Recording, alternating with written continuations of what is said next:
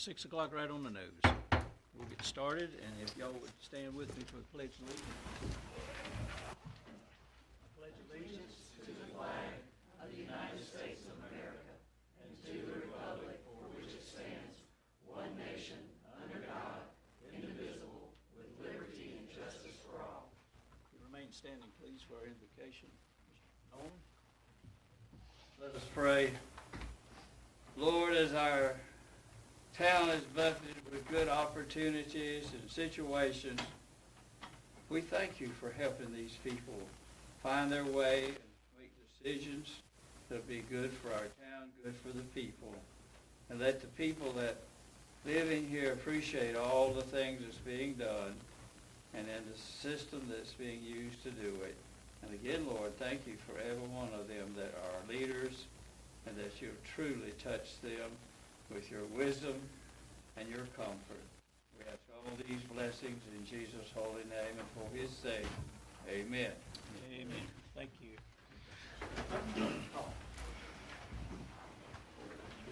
If any of you need to sign up for a public comment, or Nicole's got, I think everybody's signed up that wants to speak. So I'd like to start off by thanking everyone for coming tonight. For whatever reason that you're here, we really appreciate that. And got staff here. Thank you all, each and every one, for coming. So at this time, council staff, city announcements. Are there any additions or corrections you'd like to make to the announcements? I would like to add one. The King Indian Powwow will be this Saturday, starting at 12 o'clock until Sunday at 5:30. I think that's going to be a good thing. I went to it last year, and I never had been to one. I was really excited about our Native Americans. I think they should be honored. One of them told me, he said, "We've been here and we're going to be here." So I'm glad for that. All right, so no adjustments to the, all right, and the council staff, are any adjustments to the agenda that you want to do? Sir, I would like to add a request for a public hearing to modify the fire district map for the city of King. Item D under the consent agenda. Okay. Okay, so that'd be item D. Okay, thank you. All right, at this point, I will open it up for public comment. This agenda item is included to allow input to the city council from any citizen who wishes to address council without requesting to be on the agenda. Those who wish to address city council are required to provide their name, address, including city, county of residence, and topic. Speakers should be courteous in their language and presentation. Any disruption of the meeting, insults, personal attacks, accusations, profanity, vulgar language, inappropriate gestures, or other inappropriate behavior will not be tolerated. If this occurs, the person will be identified and asked to stop or leave. If the behavior continues, they refuse to leave, they will be removed from council chambers. The speaker will be allowed 3 minutes to speak. The number of speakers on the topic relating to further advertised public hearing matters may be limited at the council's discretion.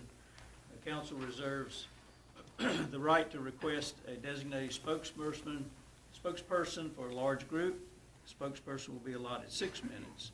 Public session will be limited to 30 minutes. The council will only listen and not respond, but may decide to place a topic on a further agenda.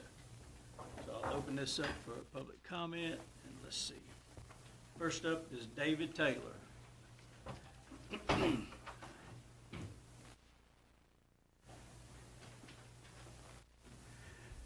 Thank you, Mr. Mayor. I appreciate everybody and giving me the honor to speak to everybody. First off, let me thank you for what you're doing for the town of King, and also for Paula for what she does for veterans, and all the veterans in here, appreciate them. I spent 15 years in the Navy. A lot of it was out at sea. I like to start out with humor.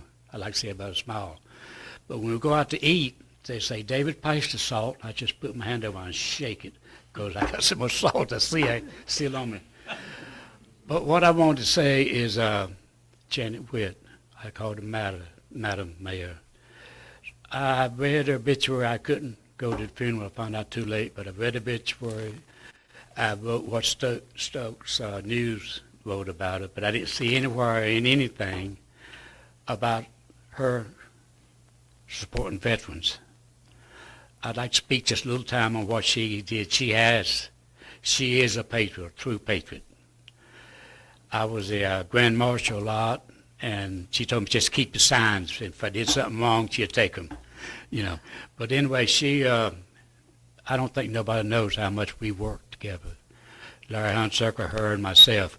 I've got calls from all over the United States today, from New York, the former captain in charge of the Purple Heart of North Carolina, former chap. He knew and everything because we did a lot and everything. She did a whole lot. James Turpin, I was always up there to assist her in anything she wanted to present with awards. We helped in the Christmas tree lighting and lighting of the candles. And I'm sorry I missed it, but I was up there to seeing Larry, and I said, when's your funeral? And he said, about a half hour. And I said, oh my goodness. And it's I don't know if all of you, anybody's been sucker punched. I have. But it just takes the wind out of you. I went down through Danbury, and the hearse was there, and it was taking the casket out, and I pulled her on the side of the road, and I said a prayer for her. I've got so many plaques I've handed out for her, for veterans, fire department people, and people like that. She's always helped for people in need, and she's just awesome. And with so much getting away from honoring our veterans, and she was one true patriot. And that's, if anybody knows any veterans in need, and all the veterans in, I thank you for your service. You serve, you deserve. It's that simple. And I help veterans in need. So that's mainly just thanking. I just want to let somebody know, everybody know. I don't think I saw it in the papers or anything, but she was awesome. And I also worked for Nellie, Mayor Wantico, and I'm looking forward to working with you, sir. But thank y'all so much. And if you pick up my name in the dictionary, you should see a picture of me, veteran. I started to salute you, but thank you, sir. David, we will personally thank you for all you do for the veterans. Okay, thank you. I know you picked up stuff in our neighborhood from metal and different things like that. You take it off and recycle it, and Yeah, check. you do a lot of things that nobody notices, but some of us do notice. Thank you so much. Thank you. Yes, sir. Thank you for our freedom, sir. Thank you for your service. Yes. Next is Cynthia Austin. Hey, everybody, I'm Cynthia. And I just want to thank everybody for their warm welcome here today. Now, my mouth and my mind don't work real well together. You can tell that, can't you? So if it's okay, I'm just going to read a statement here. Personally, 314 Country Lane in King. Yes, ma'am. I am here to personally thank Mr. John Grace, the city planner, Stokes County, for his relentless support. I went to Mr. Grace after speaking with the president and the secretary and vice president of my subdivision pertaining to some covenant violations numerous times that were just falling on deaf ears. 4 to 6 months ago, I spoke to the vice president after seeing barnyard animals. I live in the city. Goats, pigs, chickens on the premises of a house in our neighborhood. I spoke to the vice president, and I had told her that I had seen these animals, and she said that she had not seen them, even though she walks the neighborhood 2 to 3 times a day.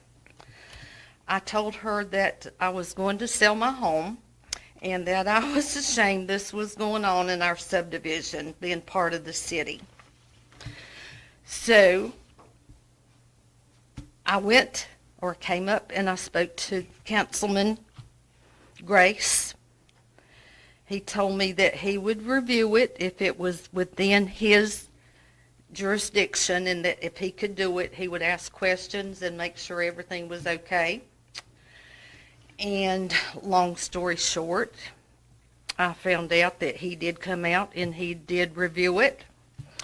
And he found out there was a city violation also, along with the violations of our covenants in Country Place. But he did review it. He resolved it legally. And I just want to thank you, Mr. John, for your time, your perseverance, your devotion to the citizens of King. And also, I want to say, we have a great mayor. I have lived in Country Place with Marlene and you, Mr. Mayor, for many years. Wonderful people, nothing but rave reviews. And with our great mayor and his wife's support, we will make King great again. So just remember, I'll get out and vote. And thank you for all of your times. It's greatly appreciated. I want to make a public statement. I did not pay her anything to say. Nothing but good, sir. But thank you for going through the proper steps Oh, yes, sir. to do that. So, I was told how to do it, and this was my first time, and I've enjoyed it, and I hope to come back again. yes, ma'am. And I hope you don't sell your house. Well, I've been there 48 years. It's hard to do, but I've spoke to good people. I've had their great support, Yes, ma'am. and when I was in the room here tonight, so I think if I do sell it, he will be the first to know, as he was about 2 years ago. We've been working on this time for a while, but thank you all. I really appreciate it. Thank you, Cynthia. Yes, sir. Thank you, Thank you, John. Marlene. And We appreciate you, dear. Next is Darrell Calloway.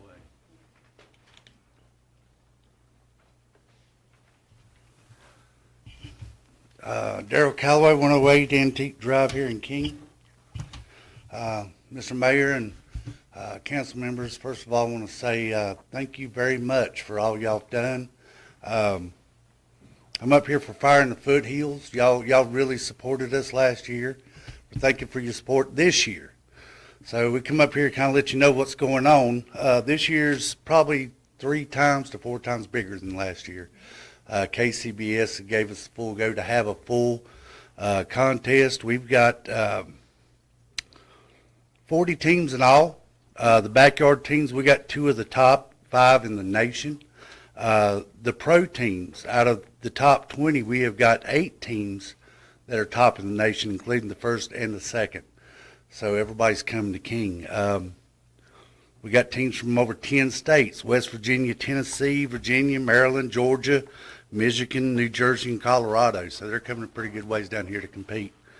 We've got a lot of good feedback on last year's contest.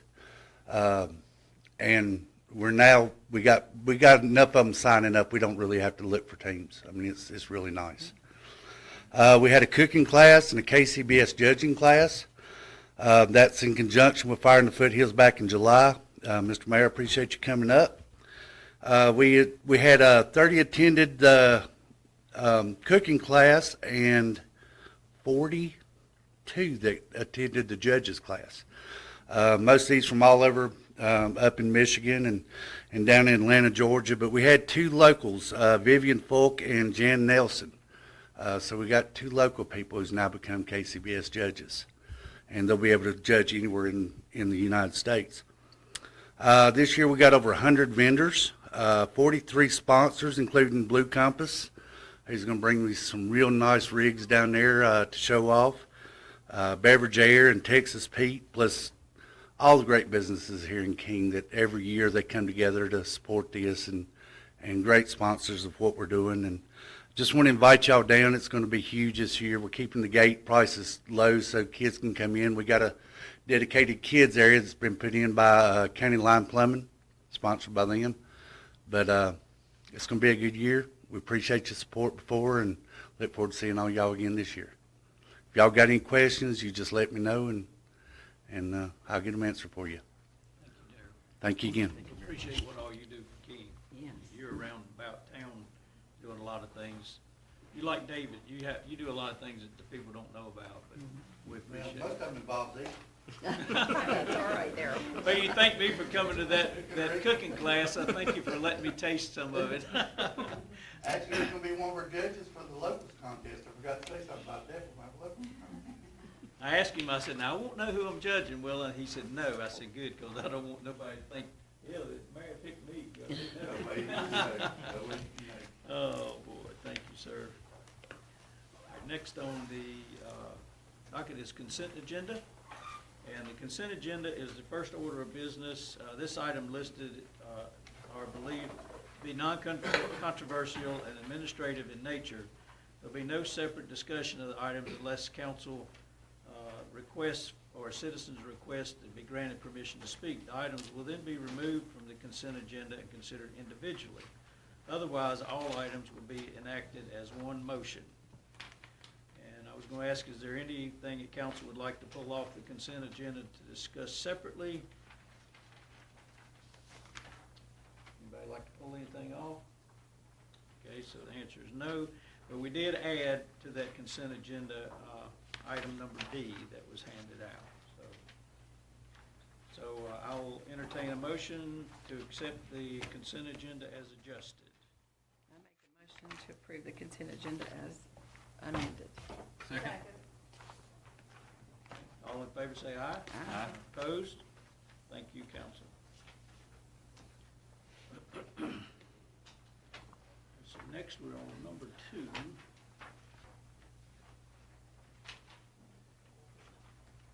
Which is a public hearing for ordinance amendment to the City of King Code of Ordinance, Chapter 32, with amendments being adopted as ordinance 2024-08. And let's see, we'll open that up for public comment, and no one signed up, so we'll close that portion.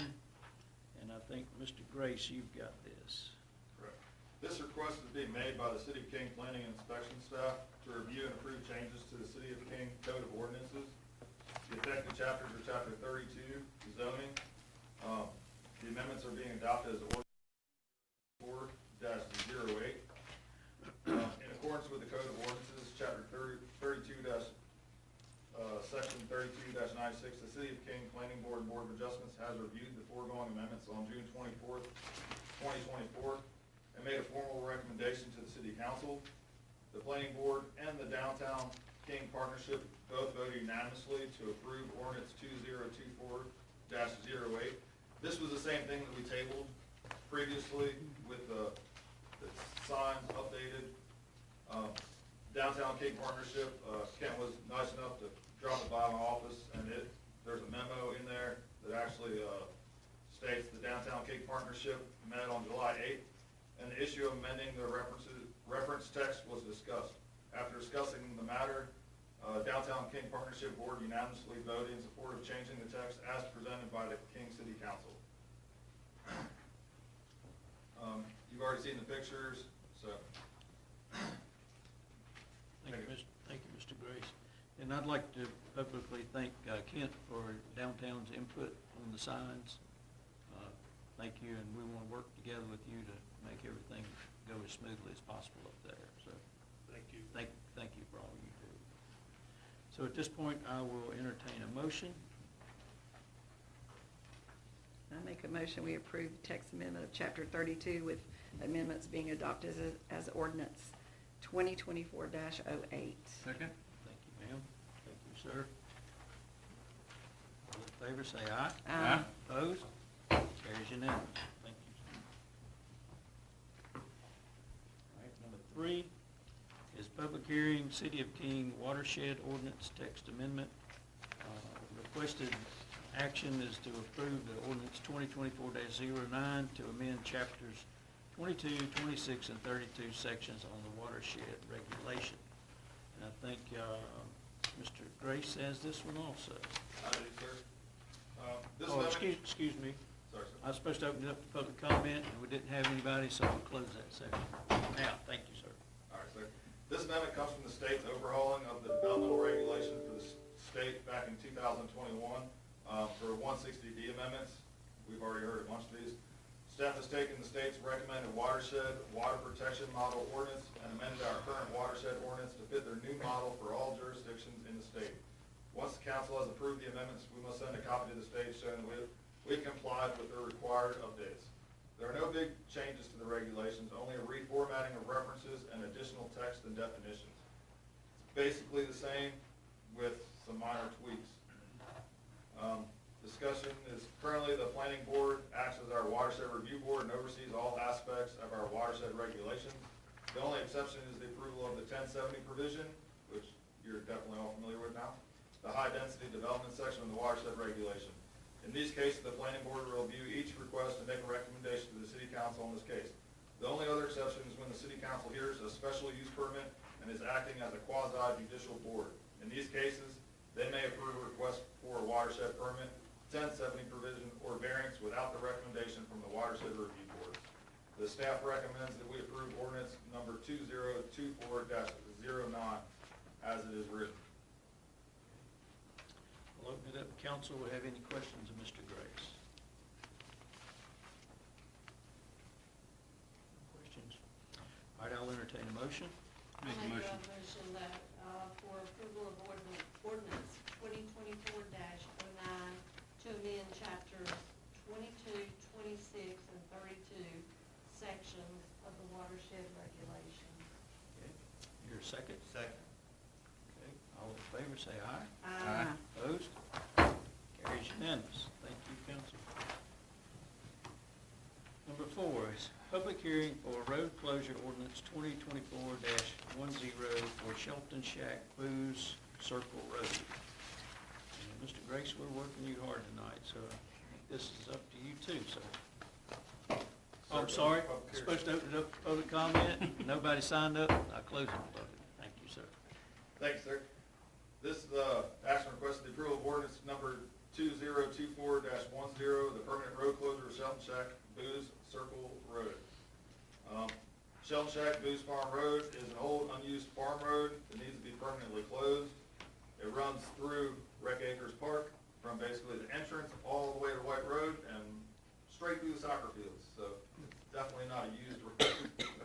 But discussions, staff attempted to close this road using a plat last year, and this was found to be inadequate and not in line with North Carolina General Statutes 160A-299.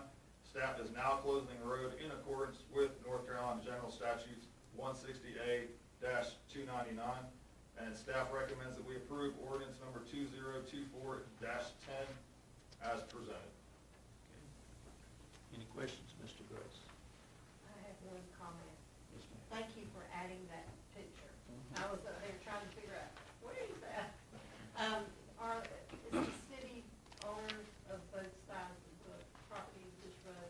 No, the city owns, when you see the sign, the blue sign there? Yes. That is the edge of the city property, and then it runs across the property that's now owned by LGI Homes to the far side where the gate is, and that's right inside of White Road over there, on the far side where that cuts through. So I put the sign here to keep it off city property, because if I put it at the park entrance, we were gonna have more calls than I could handle, saying the road was closed, and they would wanna know why.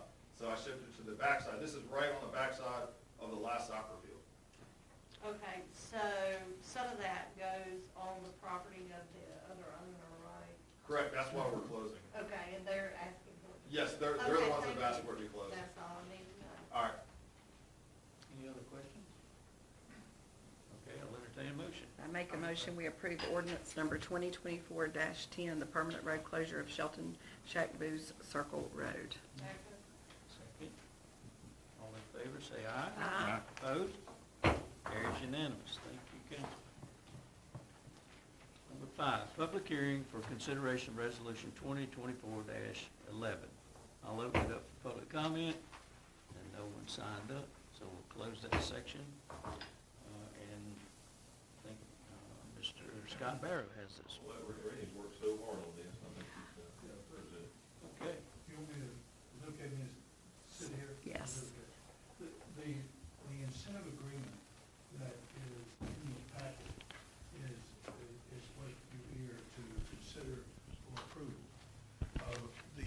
essence of the agreement is that the city of King and the county of Stokes will share 50/50 the cost of extending a sewer extension to property that will be developed industrial sites by Reaper Construction and also D.S. Duggins Welding Incorporated. The cost of the extension of the sewer is estimated to be $56,600. The incentive agreement, and a copy of that estimate, by the way, in describing what is to be done, is attached to the incentive agreement that you have. To address cost overruns, the agreement also provides up to $3,200 each city in the county to address that.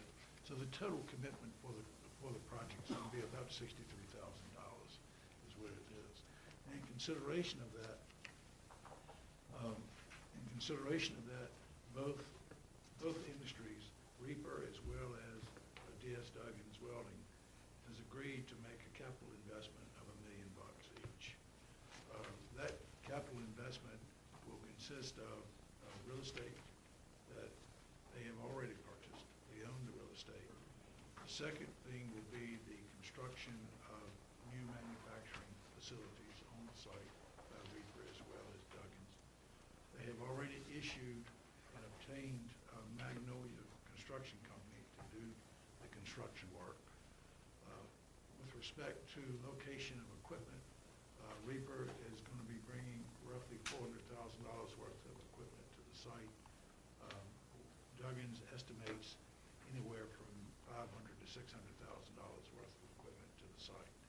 They've agreed also to stay in business a minimum of 3 years, obviously, as well. So the prior documents that you may have been familiar with had an escrow arrangement to assure the completion of construction. And if they didn't assure completion of the construction, the city and the county would have the right to draw down on the escrow. They objected to that, and we came up with what is called a forgivable note. It's a note for $63,000. It does bear interest at 6%, but it's not payable unless there's a default in their obligations. And that note is secured by the real estate that they have already purchased. So that's the essence of the incentive agreement that you're being asked to consider and approve. The other thing I did mention is that the county has yet to approve it. They're scheduled to hear it, I think, next week, I think it is, next week. So are there any questions about that?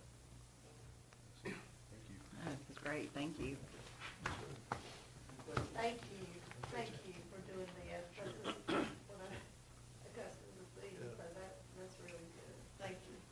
Both of those are bringing employees here also. Absolutely, Yeah. absolutely. Our employees are being brought here as well. That's a good thing. So the site is on Meadowbrook Road, Meadowbrook Drive. It's right across from LTD, and there is a map attached to the incentive agreement as part of it. I'd like to also thank Councilman Lane.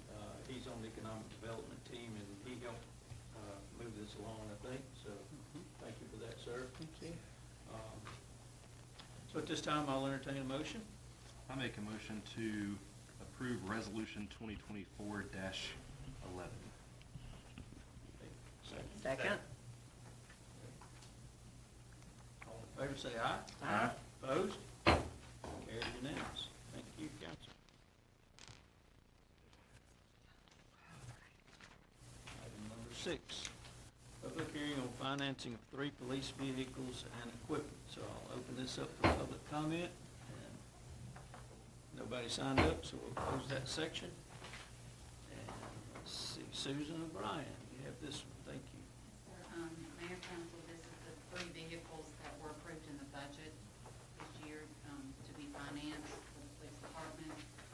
And I sent out 5 bid packages. We received 2 quotes back from First Horizon and First National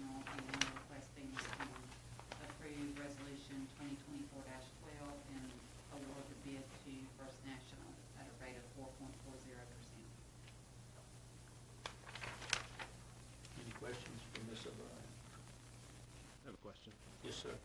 How does this amount of 94,000 compare to what was in the budget? It's a little bit less. Good. Great job. I did notice that by going with First National over the other one, that we had saved us $10,596. So, really, appalled that some of the others don't bid it. You send it out to 5 different ones and only 2. But thank you for your hard work on that. So, I'll entertain a motion at this point, council. I make a motion. Go ahead, you can have it. I make a motion to, award the financing to First National Bank as recommended in approved resolution 2024-12. Second. All in favor, say aye. Aye. Opposed? Carries unanimous. Chief, you gonna get some new vehicles? Yeah. I saw a couple down there, I was over at Fireblade Graphic, and they had one in there, and I was watching him, it was car number 07. I tried to get him to put another 0 in front of it, make it 007. I said every officer out there would be wanting to drive that car, 007. All right. Council, at this point, we're on item number 7, and this is discussion concerning the Christmas parade requested by City Council. And is Larry Bridges? Yes, sir. Larry's here with the King Masonic Lodge to discuss the King Christmas parade for us. Thank you, Larry. Welcome. Thank you. So, this is pretty much complete. My predecessor, who was the Christmas Parade Committee Chair, appeared before the council in February of 2022 to make the request to move the parade from 2 o'clock start time back to 12 o'clock. And again, that was based on a lot of input we had from participants who were trying to participate not only in the King Parade but also the Pilot Parade. And the late start time didn't really give them enough time to go and get into the parade. That was one of the major drivers for the move.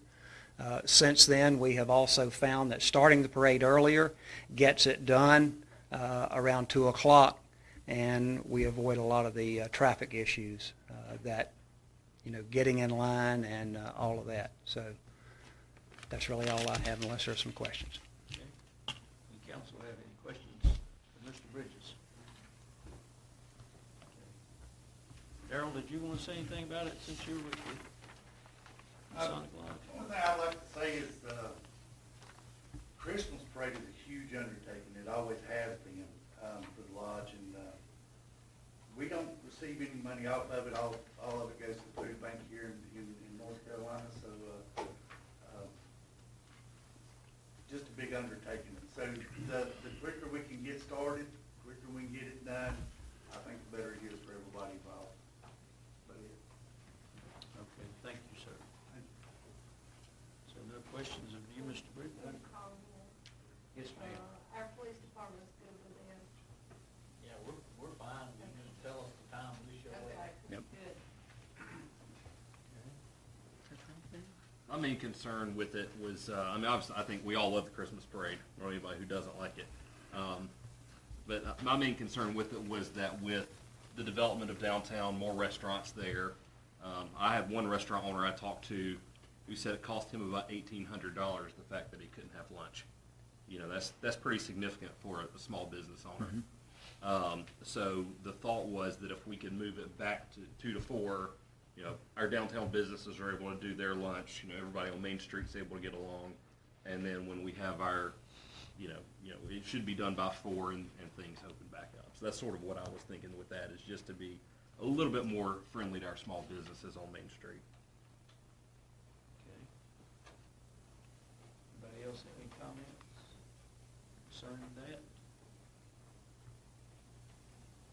Mr. Bridges, since you're over that, how do you think that would fit into your plan to do that? To move it back to 2 o'clock. Yes, sir. Well, we work at under the auspices of the City Council, so we would prefer 12 o'clock. We found out that it just makes things move a lot smoother. We do have some vehicles. We have some emergency vehicles, fire trucks that are there.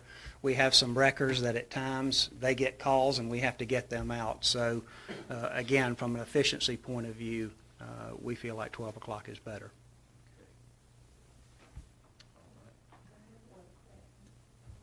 Councilman Lane, do you know if that is going to affect both the two restaurants, new restaurants downtown at that time, or is it just going to affect one? I know of one for sure. I'm not sure on the other. I'm not sure fully of the schedule of the one on the other side, but the one on this side, it would affect for sure. Typically, how long does it, sorry, Yes, sir. typically, how long does it take the entire parade procession to go through? Over the past 5 or 6 years, it has varied from like an hour and a half to a little over 2 hours. For the last 2 years, we've had some rain challenges that has reduced our number of participants. So it's somewhere in the hour and a half to 2 hour range. Yes, ma'am. Yes, ma'am. So do you feel like if you change the time, we may have less participants because they wouldn't be able to get to the pilot parade? They will have to make a decision based on the feedback we receive. They would have to make a decision to participate in our parade or pilot because it's almost impossible to get to both. And What time is the pilot parade? typically, I believe it's 5 or 6 o'clock. 6 o'clock. 6? Mhm. I'm actually changed. I remember. I did speak to both. I'm sorry.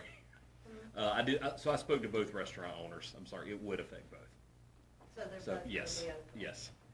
Well, if our parade is at 2 and gets finished at 4, their parade is at 6, I can't see that would.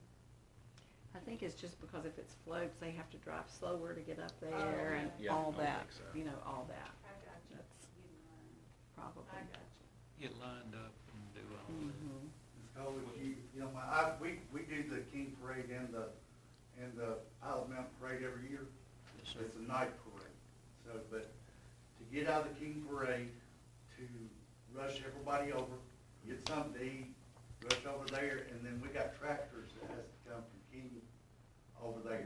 And floats, when you're carrying floats, you can't get in the highway very fast. You're not gonna get there if we move it to 2. But like you said, that's what you'll have. You'll just have less participants in King. If they sign up for the night parade, then you'll have to have people choosing. Mr. Mayor? Yes, sir. If we were to switch it to 1 o'clock and split the difference, do you think that would affect the numbers? I really have no idea. I think that might be a good compromise to try for this year, is to move it to 1 o'clock and see what happens. If we're aiming for restaurants though, that has the road closing down at 12:30. So I don't know that it really achieves the purpose. Or Yep. 12:45ish. It still cuts that short. Yep. Yeah, half an hour, yeah. Well, I imagine most of the people that are going to be attempting to go to lunch, they'd be landing there at the 12 to 12:30 time, and they'd be in the restaurant or around there already. They just wouldn't be able to leave quite as easily, so that might be a captive audience for at least an hour. Yeah.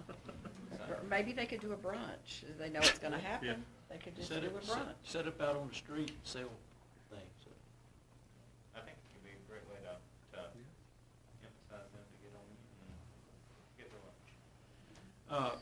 I'm gonna ask Kent, he's with the downtown group, how do you think this would affect things downtown? Well, I know that the Dalton is planning to be open by September, and then the other restaurant is supposed to be open by November, so that's going to be around that time. Plus, there's the new bakeries that will be open for a Saturday too, so it's a difficult situation. Unless you really move the parade really earlier on Saturday, I don't think you're going to get out of doing lunch. I mean, the lunch problem's going to be a problem. So, you'd have to move it to 10 or 11 o'clock to get people through there. And then if if it comes through, then people are kind of stuck in downtown, then they go eat lunch and leave. If we moved it to 11, would that give time to get all the things to pile up? If we moved it to 11, would that be time enough to get all the floats and tractors and so Oh, yeah. forth to pile up? Oh, yeah. Most of our floats enter about 8 o'clock, start coming in about 8. They do start around 8, and we would be wrapped up in the 1 o'clock, 1:30, depending on the number of participants. That would allow plenty of time to go get to pilot, so. Would that help if we moved it to 11? I think it probably would make it worse, honestly. Make it Yeah. worse? I think that would move things forward. I mean, if, 1 o'clock. I think they'll get a lot. Would 1 o'clock work? maybe so. Would 1 o'clock work? Can we do it backwards? I mean, it wouldn't hurt to try it, you know, I mean, Shopping center. it's a good mid-ground, you know, midway to see if it works. What do you think, Mr. Bridges? I would be, I think we would be okay with moving to 1 o'clock, seeing how it does. You know, get some feedback from particularly the new businesses that are coming in, and let's see where we are. Because we adjusted it before for that reason, so Yes, sir. we're good with that. What do you think, Kent? We moved it to 1. I don't see any, I mean, this is all new to all of us in downtown. We don't know what's going on. Right, that's true. Downtown this year. So we got about 2 to 3 more years of downtown being, you know, not this Christmas, but the next Christmas, we may have 5 people in here complaining because business owners. Yeah, probably would. You know, that may change the whole dynamic by then. But this year, it's all new. It's just so new. So if it's at 1 o'clock, the streets will close at 12:30? Yeah, let's push them to a brunch, like you That said, you know. that means that they're not gonna be able to park downtown. This is the hardest thing I've had. If we talk the restaurants into doing brunch, it may help their business. Absolutely. Might help their business at that time of day. I could see 1 being a good compromise that kind of works for everybody. I mean, Okay. Well, Right. If it doesn't work, let us know. we'll, We we'll can do try that. it this Let's time, do that. and then next year we may have to readdress it, and it may work out great. Sounds So, good. We'll move it to 1 o'clock. All right, I'll entertain a motion from council. make a motion to move the Christmas parade to 1 o'clock start time. Okay, do I hear a second? Second. Thank you. All in favor, say aye. Aye. Opposed? Looks like we're gonna have a Christmas parade at 1 o'clock. Thank you. Kent, you might let the merchants know, and then they can adjust to it and maybe make it even bigger and better. That's right. Yes, sir. Thank you, Mr. Bridges. Yes, sir. Thank you, Mr. Bridges. Darrell? Okay, council, we're on number 8, which is consideration of adjustment to fee schedules. And I think Ms. O'Brien's got this one? No? Oh, Ben, I'm sorry. Sorry, Ben, thank you.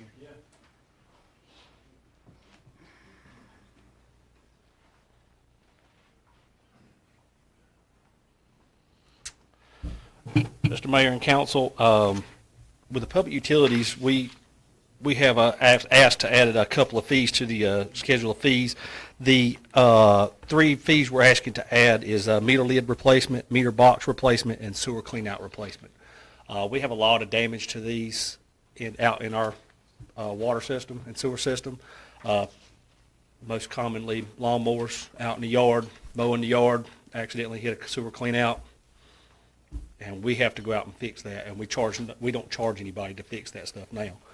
A sewer cap is not that much, about $5 at Lowe's. But the time we send somebody out, 2 guys in a truck to go all the way over to Meadowbrook and back, it ends up costing the city a lot of money.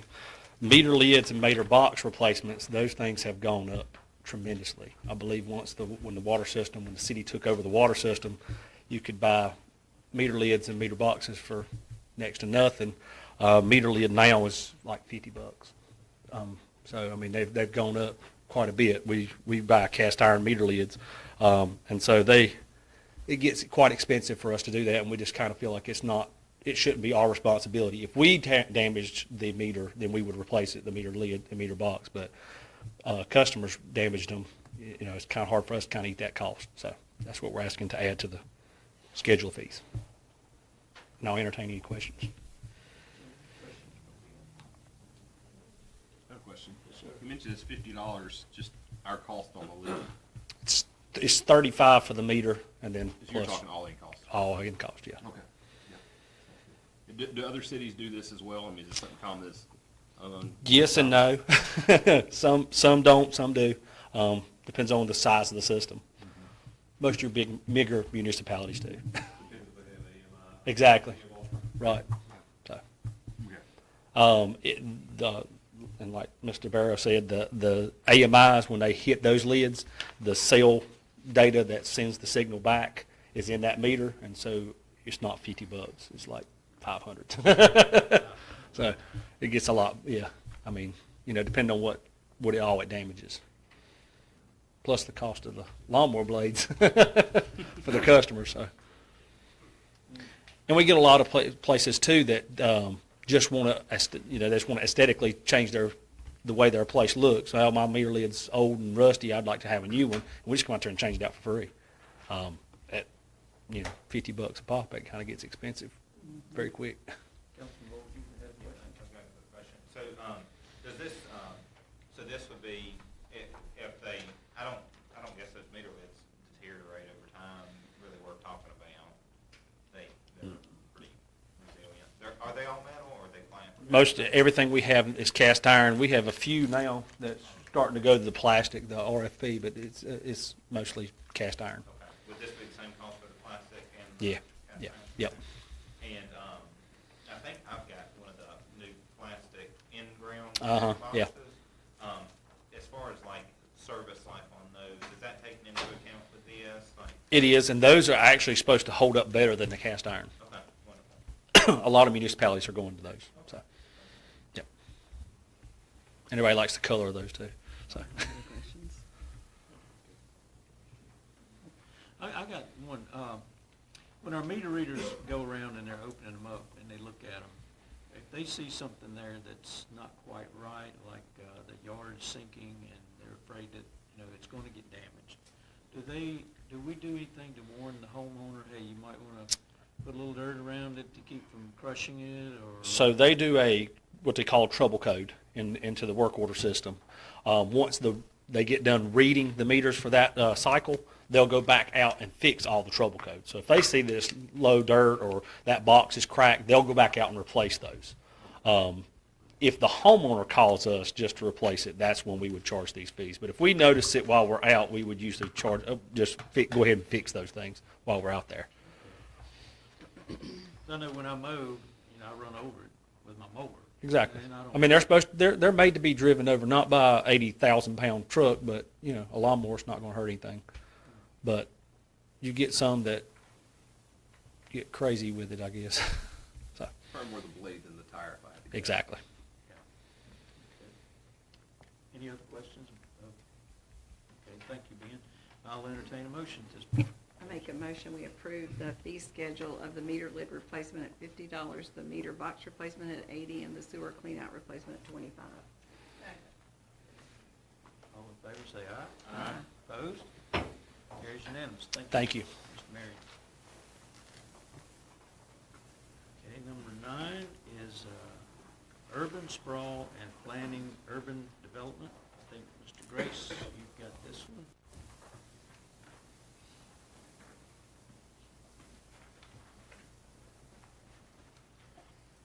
Evening, council, mayor. So I had a request to basically just give some informative information tonight about urban sprawl and planned urban developments, or PUDs. So I made a quick slide presentation that'll go over urban sprawl and planned urban developments. And after that, I'd be remiss not to show you guys everything from the 2024 winter meeting of the governors is the current state of housing across the United States.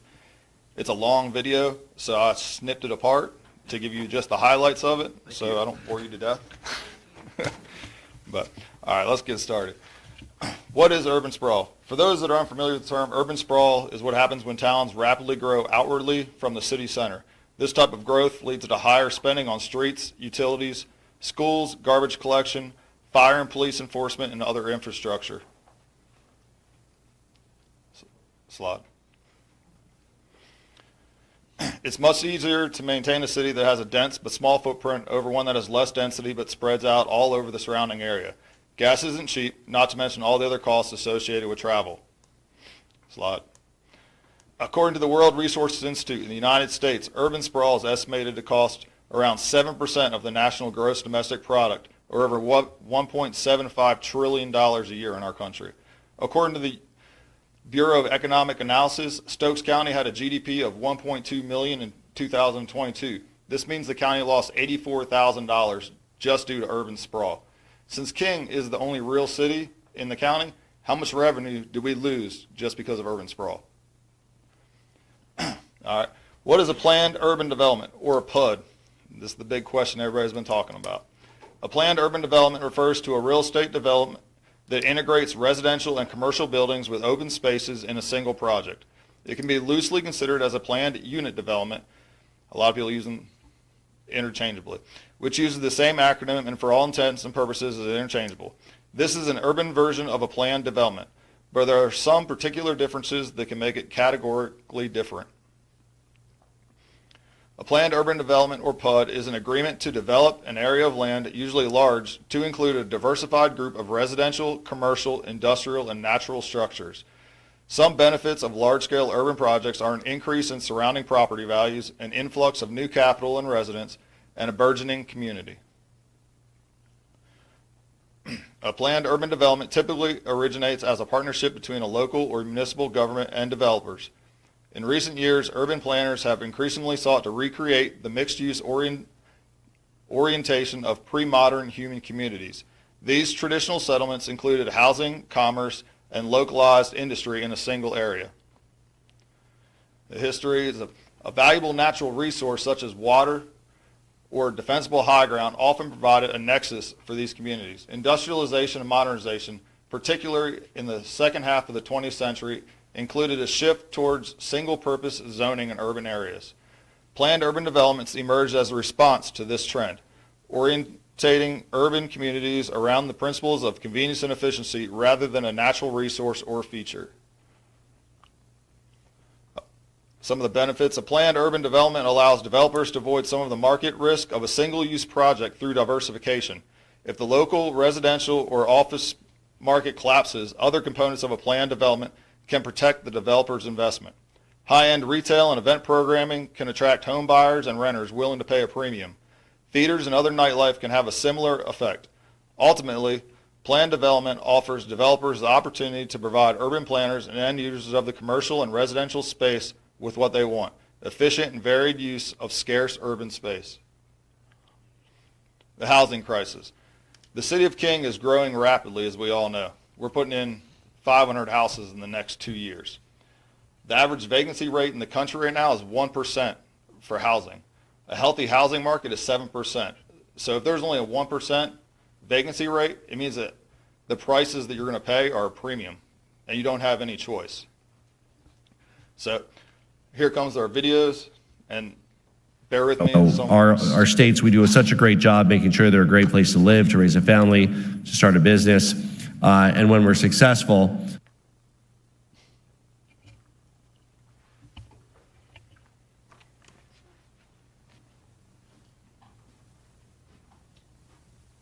in effect, it sometimes makes it harder to afford to live in our great states. And we all know the stories in our states. It's, you know, parents whose 27-year-old kids still live in their basement with no prospect of moving out.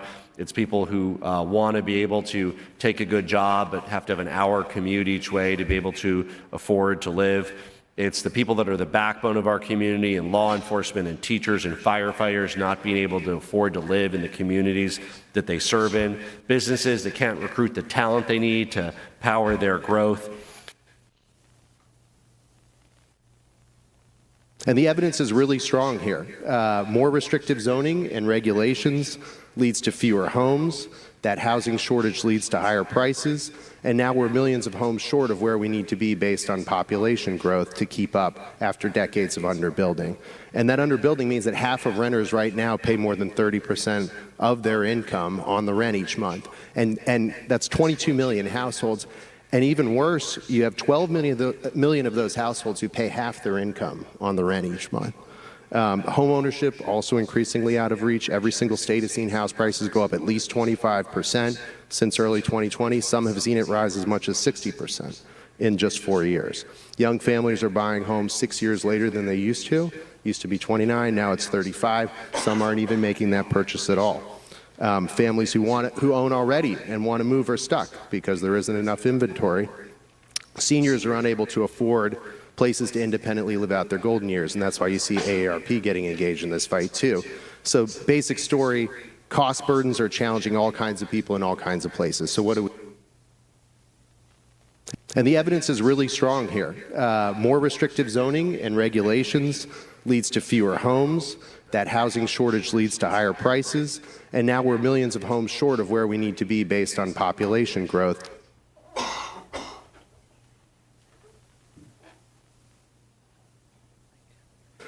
This is all about ensuring our kids have an opportunity to live near us rather than with us when they grow up.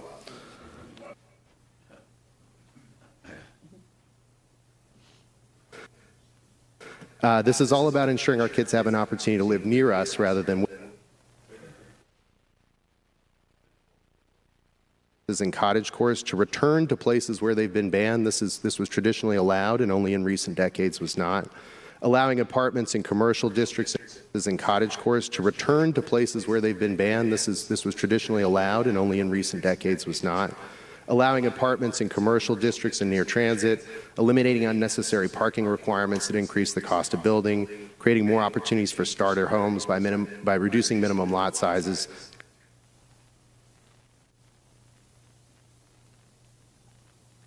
We authorized apartments in commercial areas, so you could have retail and then upstairs apartment.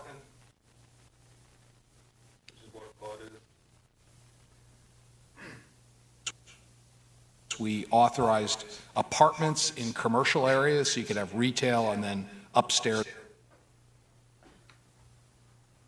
Has a huge planning system in our land use system to fight sprawl and protect our forests and farms.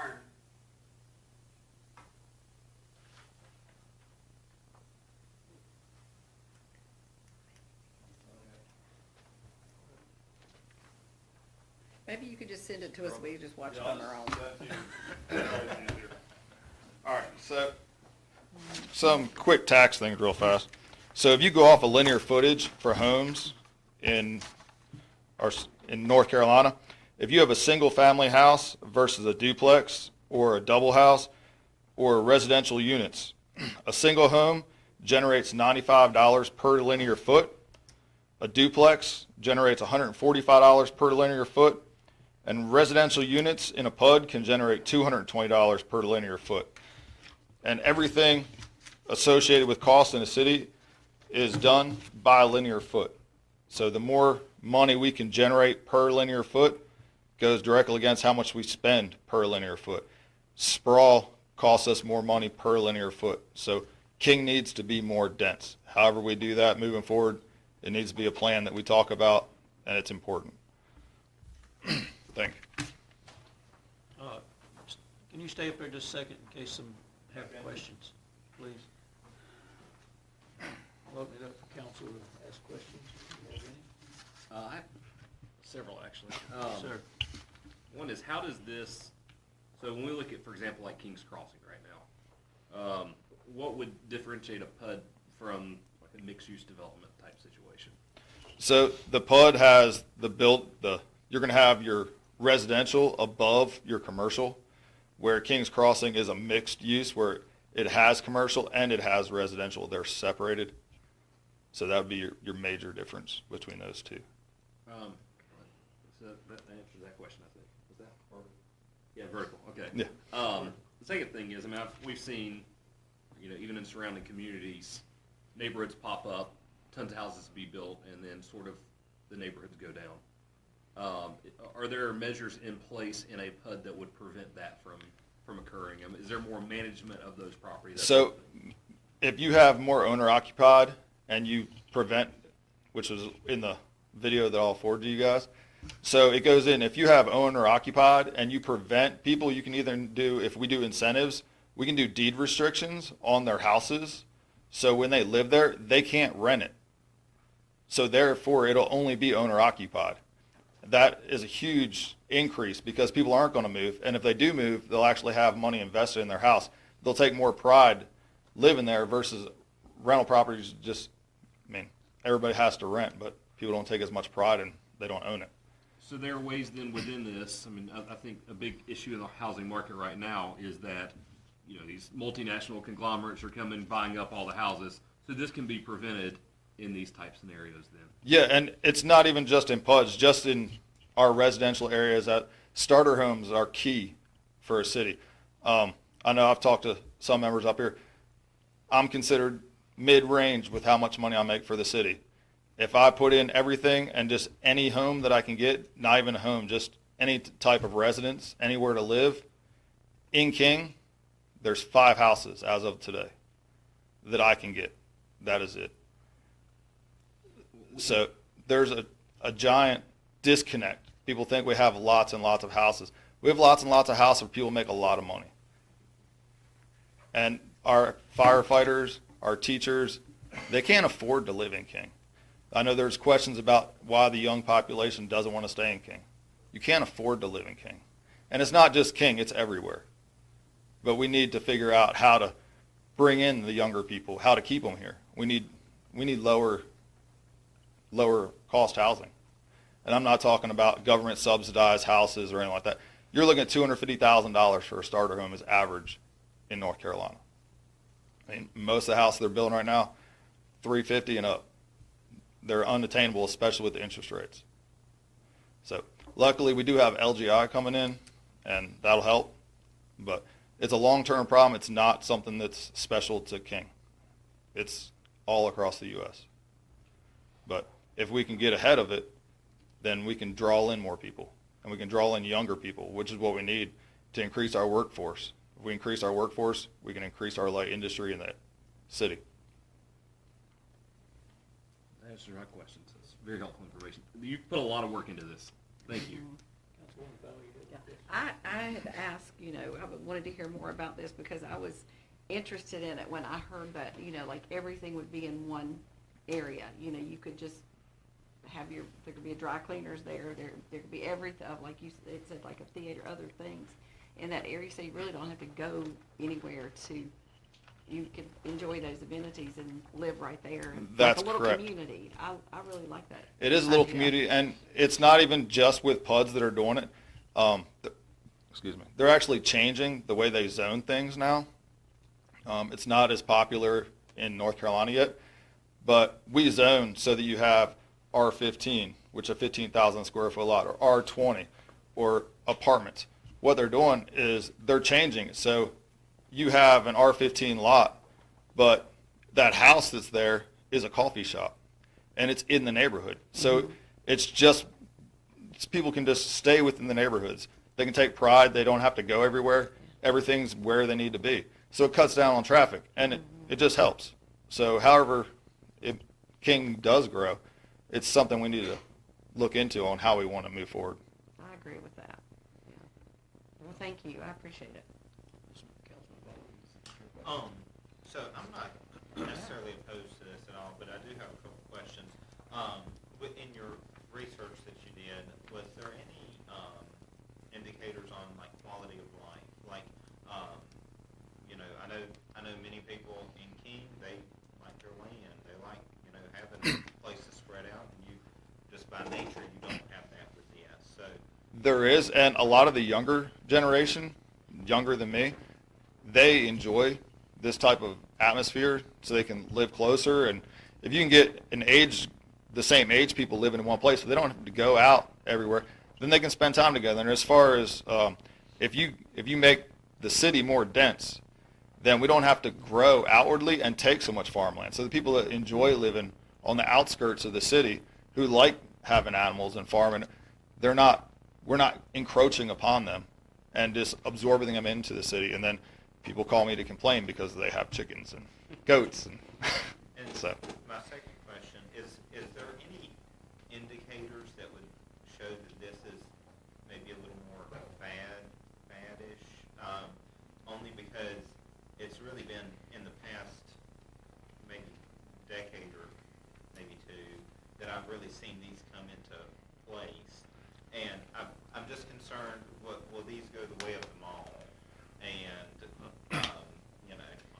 it's understandable. It's a fair question. Basically, the biggest thing is, like, post-World War II is when we started really driving the way that we grow now. And we haven't changed. So we've increased our population size. I mean, we're steadying off as a country now as far as population size goes. We're not growing household size or anything like that. But you still have a lot of people, and we're fixed to grow one way. And it doesn't make any sense to grow just one way. We need to grow up and become more dense. Even if we don't go up, I mean, we need to become more dense as a city to give people, if we want young people to really stay in King and we want to attract young people to come here, this is the way we're going to have to do it. So it's food for thought moving forward. Well, you know, there's one thing I can say, we can't make land. We cannot. And we just have so much here in King, I understand that. Let me go back to something you said. Did I hear you correctly in saying that, $250,000 for a home is the average price? That's for starter home. the starter home? That is considered a starter home price is $250,000. And so these homes, these developments that's been approved in King, they're more than that. They are. As I understand it, they're more than that. They are.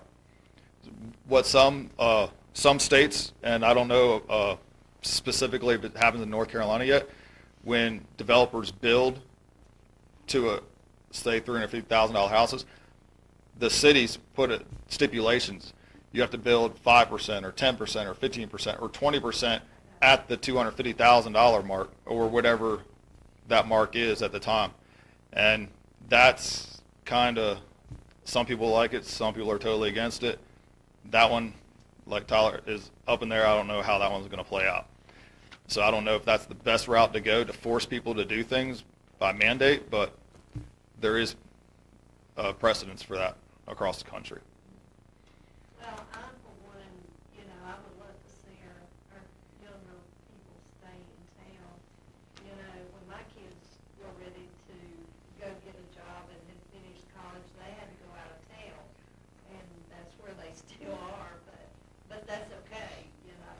But I would like to see our young people have a place to stay, to live and come back to, and enjoy the quality of life that we have in King. I think it's really, really good. King is a great city, Yeah. and we just have to, we're growing fast, but if we're not careful, then we'll grow too fast, and it's time to think about how we want to grow as a city. And I totally agree with that. I think we have to have a planned growth pattern that we go by and not do it too awfully fast, because if we do, we're going to get caught up in some bad decisions. So, thank you. This was very helpful. I got a question. Yes, sir. All right, you say starter homes around 250,000. What would be the cost of, say, a home in a development like this? Guesstimate. I know In a development like what, sir? like a PUD. Oh, I'm not sure. They're not necessarily cheaper to live there, but you have all the amenities that are close to you, so it attracts people to them because people want that lifestyle. So it may not necessarily be more cost effective. I'm really not sure. I don't know because you can build, it's like anything else. If you build it's really big areas, then they're going to be expensive. But All right, I would imagine they would be along the same route without, just don't have that. I was just wondering, and you said something about these would be individually owned. Are any of those rental units like that? Well, they could be, but you'd be better off if it was all individually owned versus rented. So, I just, could picture a development like that having, be able to use golf carts and things like that to get around. I know my wife's cousin lives in Florida in the Villages.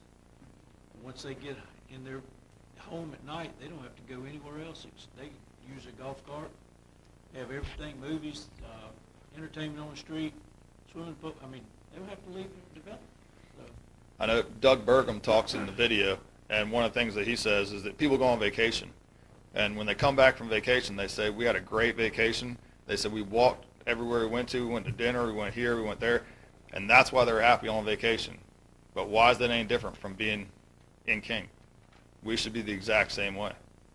You shouldn't have to go somewhere on vacation to find something that you like when you can have it right here. Why leave? We've recently stayed in one, and in Charlotte, there was a bunch of Hilton hotels within one of these. And I mean, there was a hotel, there was a meeting area. It was really nice. about like Ocean Lakes at Myrtle Beach. Everybody can stay in one.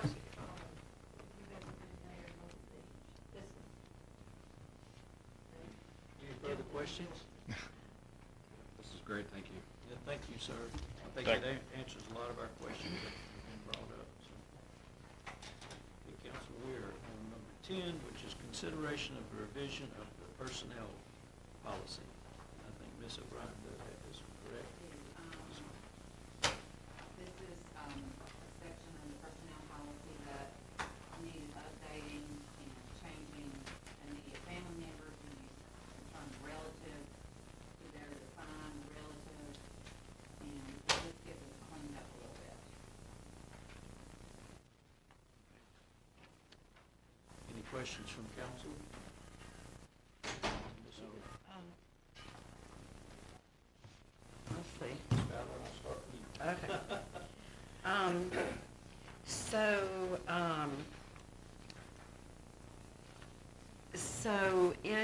with this, how would this affect a currently employed individual? I know it says it's retroactive, but what if someone gets promoted to one of those specific positions named in Section A? Would they still be grandfathered by continuous employment, or would that new position be considered or a new position for them, and would their spouse have to quit? The way this is worded, currently, the promotion would not be possible. There could be restructuring or other things that could be done to allow both to be employed. Okay. Right this minute, I don't have another question. A lot of times policies like this are put in place because of, the state law requires it or that kind of thing. Is there any requirement for this, or is this just something that we wanted to do? It's something that, again, needed to be updated and cleaned up.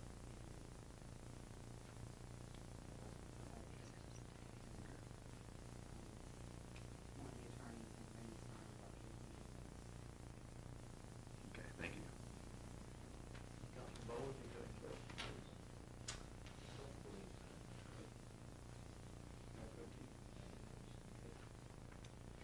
All right, so I will entertain a motion. I make a motion that we approve the revised personnel policy, related to Article 4, Section 14 of the personnel policy. Do I hear a second? Second. All in favor, say aye. Aye. Opposed? Aye. We have 2 for, 2 against.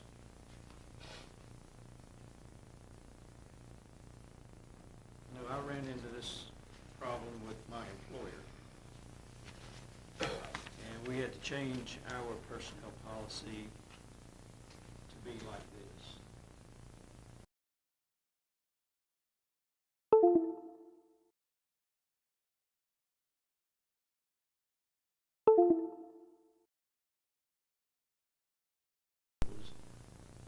my son to be able to work there. Couldn't do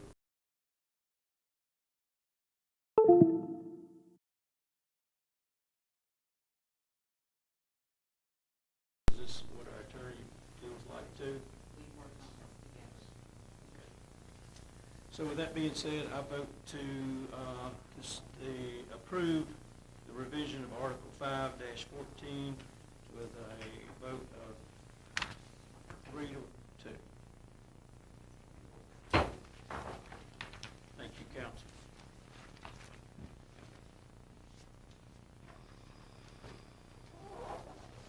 Okay, we are on number 11. Does council have any questions or concerns about the departmental reports that you'd like to address?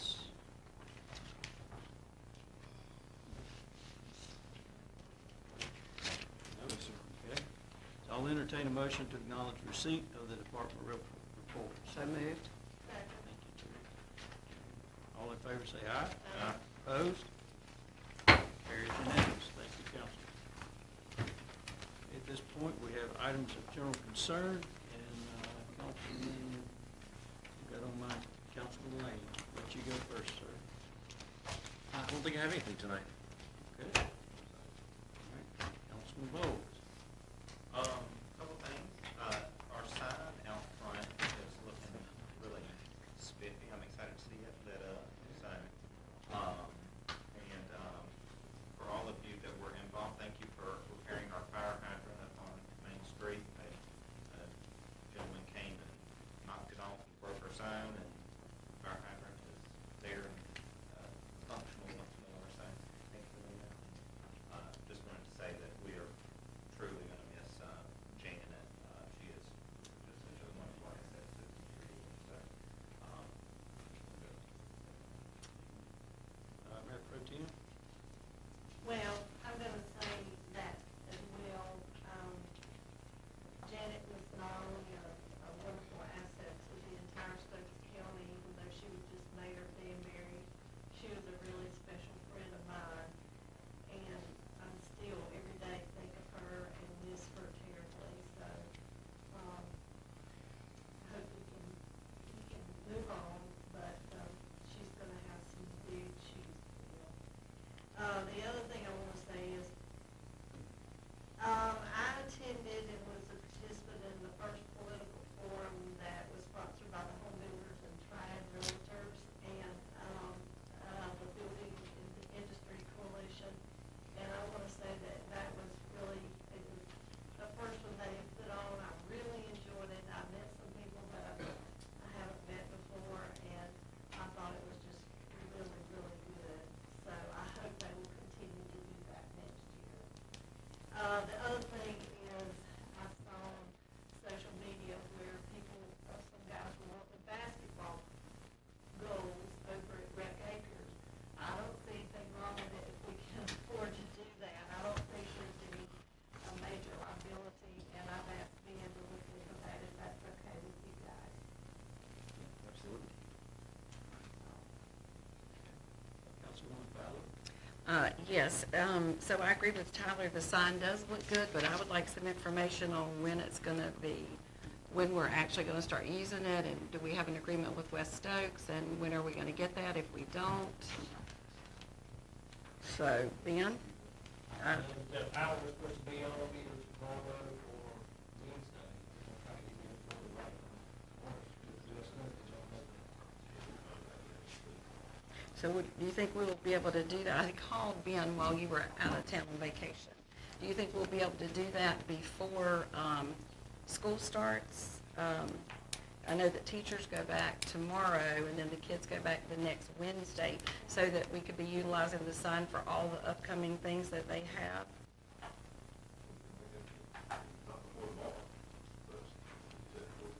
Well, no, I mean, the teachers go back tomorrow. I'm not talking about that. I'm just talking about, I mean, we've had it out there, and so I just want to know when we're going to start to use it, and hopefully we would be able to do that, so all of the community things that are coming up with them, that, you know, people would be able to see that. I think they're working with staff too, after once they get power off, to get us trained on the software. So once we are equipped with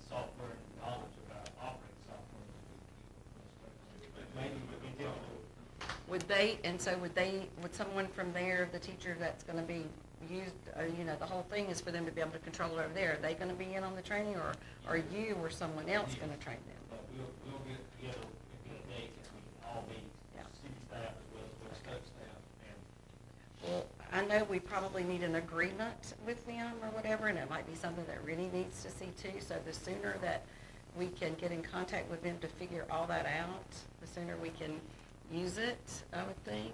So if you can do something about that. And the other thing I had was, I too saw the post about the basketball courts. And that was is that the place that they're referencing that we thought about having pickleball courts? Well, so if the pad is already there, how much more does it cost what would we have to do to it for it to be a pickleball court instead of a basketball court? So that's really what most people wanted, and we started out trying to get a grant to make it that. So what's the...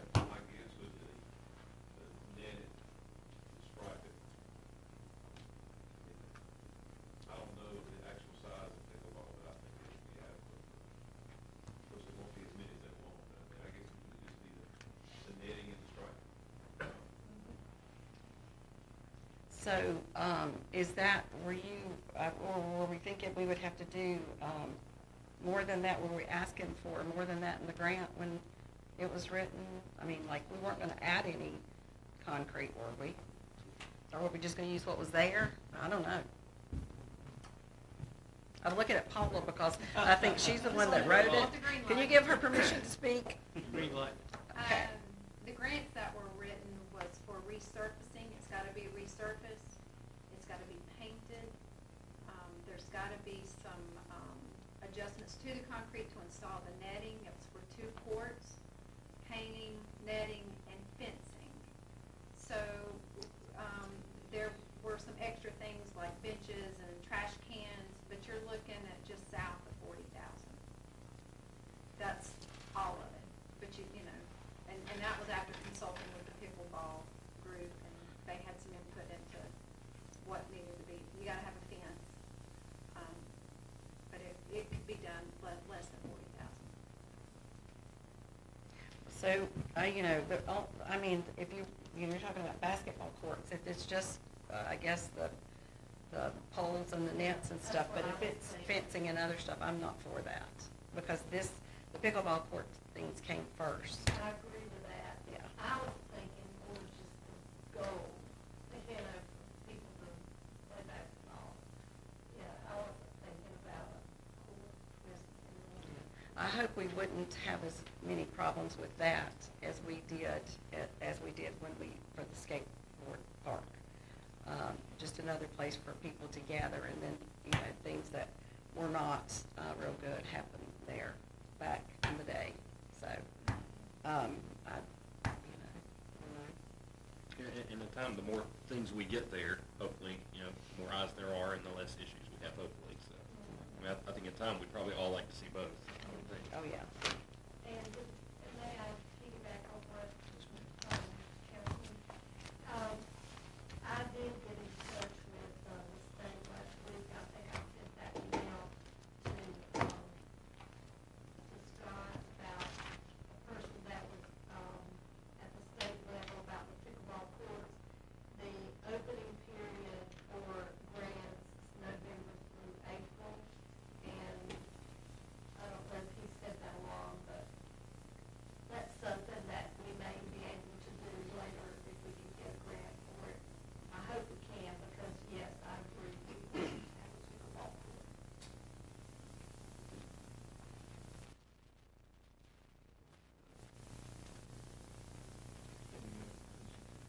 I'm done.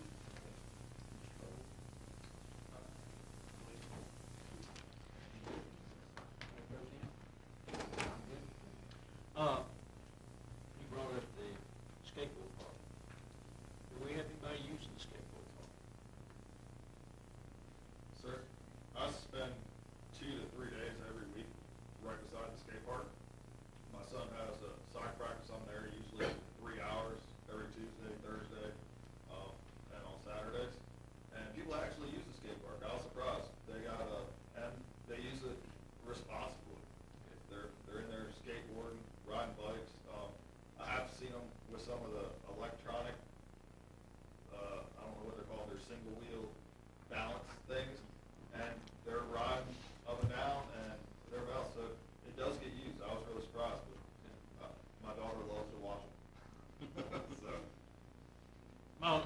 reason in questioning that was if that was not being used, we could convert that into pickleball or basketball.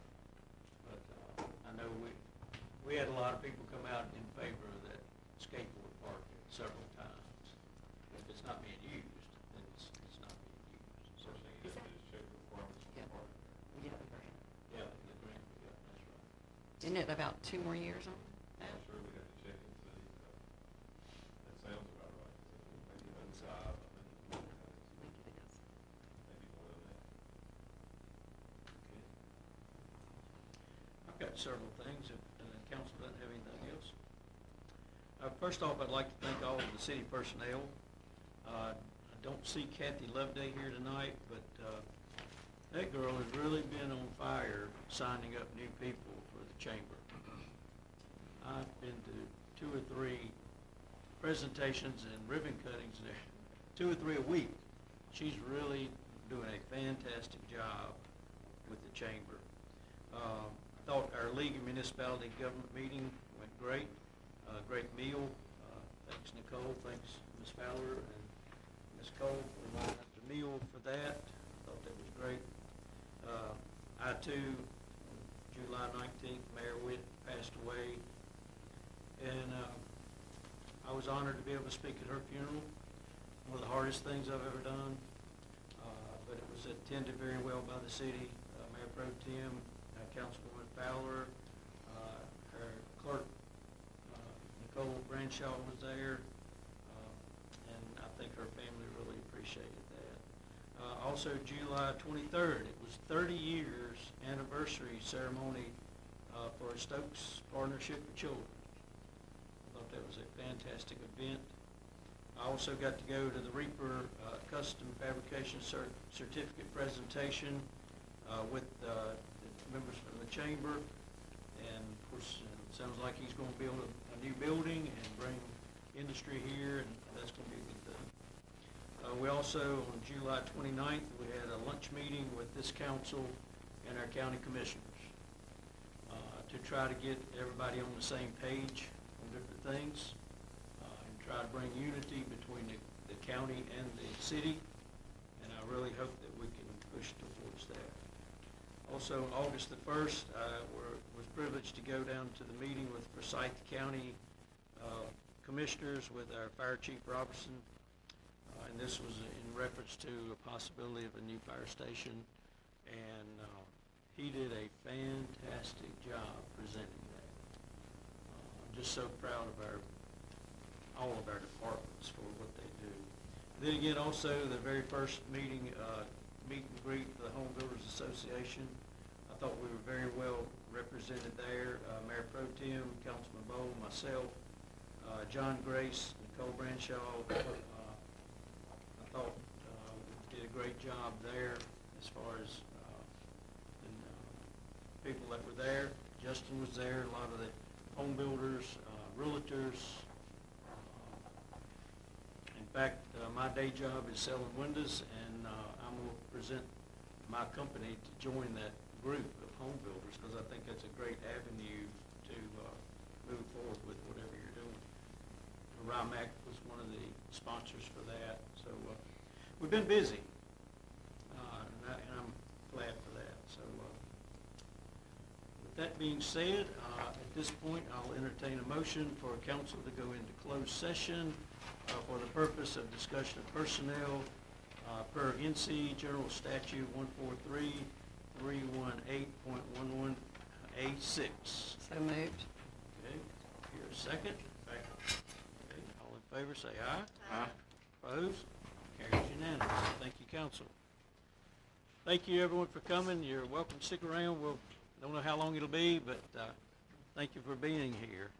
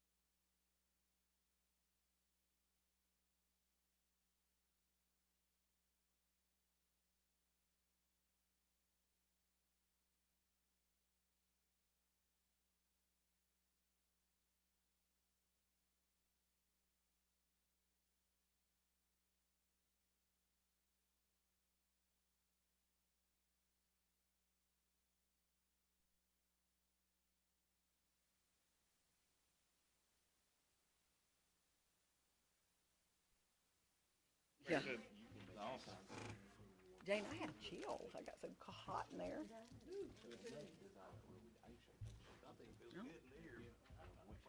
I was, my cheeks, look at Jane's cheeks.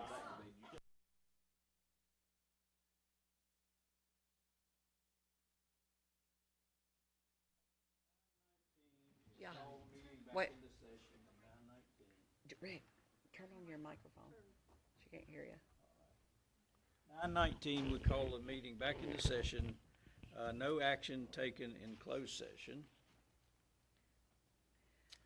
And now, council, we want to bring up another topic Yeah. as far as pickleball, correct? Yeah, I would like to, I'll entertain a motion. I make a motion that we direct the city manager to look into a pickleball court on the concrete pad at Recreation Acres, and use ARP money not to exceed $40,000. I second that. Okay. So we have Terry made the motion, Jane seconded. All in favor say aye. Aye. Opposed? Carries unanimous. Thank you, council. That's what I love about y'all. All right, at this point, I will entertain a motion to adjourn. So moved. Terry. And Jane, all in favor say aye. Aye. Opposed? Carries unanimous. Thank you. So we adjourn at 9:21.